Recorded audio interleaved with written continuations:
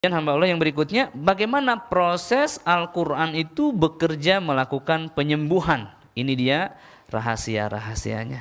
Ya, rahasianya hamba Allah yang muliakan. Yang pertama, ketika seseorang membacakan Al-Quran, ya maka ada niat-niat di dalam hatinya.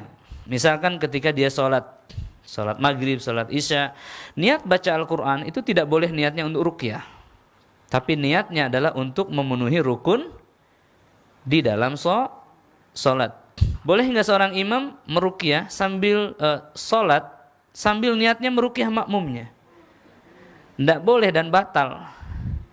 Karena ada dua niat di situ. Begitu ya hamba Allah. Maka ketika terapi Al-Quran, dibacakan Al-Quran, niatnya untuk apa? Menterapi orang yang ada di hadapannya dengan suara Al-Quran. Suara Al-Quran yang bisa mengakses jantung manusia. Tidak ada alat yang bisa mengakses jantung, Pak.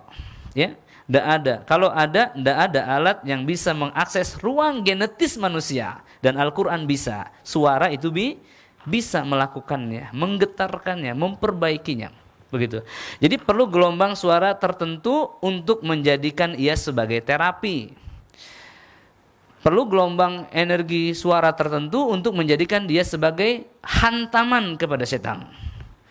Ya, seperti itu. Bisa juga intonasi suara tertentu untuk apa? Untuk menghancurkan mereka.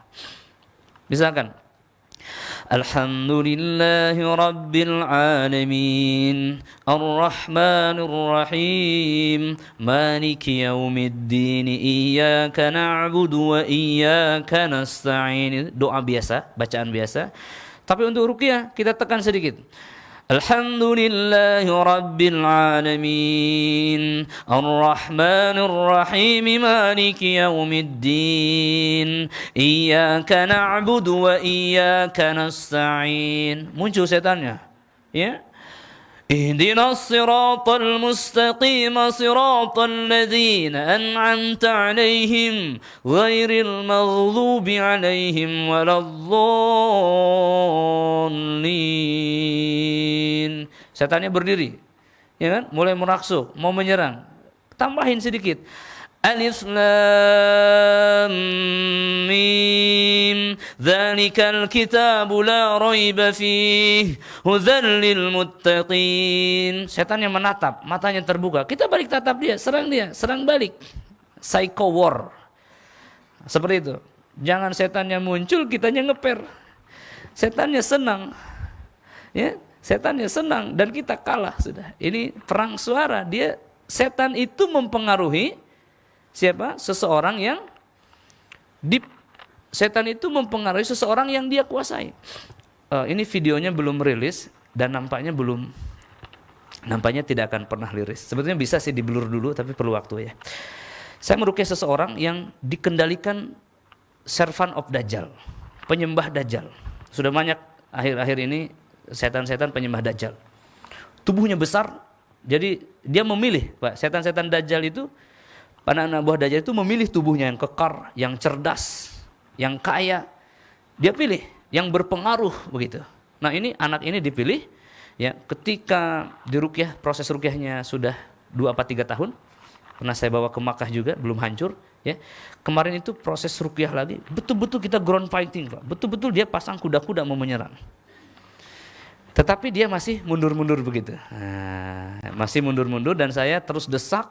Ya, tetapi nampaknya dia tidak tersakiti dengan bacaan Al-Quran.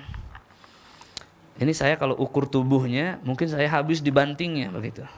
Ya, lalu bagaimana caranya? Bapak sekalian dalam kondisi ini, saya bilang, Pak, tangannya Pak, orangnya seperti kaget. Tangannya Pak, letakkan di tembok, letakkan. Oh jangan. Sambil begini, dia letakkan ke tembok. Habis itu saya gamparin. Itu metode apa itu? Metode pengendalian apa? Jiwa seseorang yang sedang dikuasai setan. Nah ini jadi dalam dunia ruqyah ada hal-hal seperti itu. Maka bacaan kita pun akan memukul dia.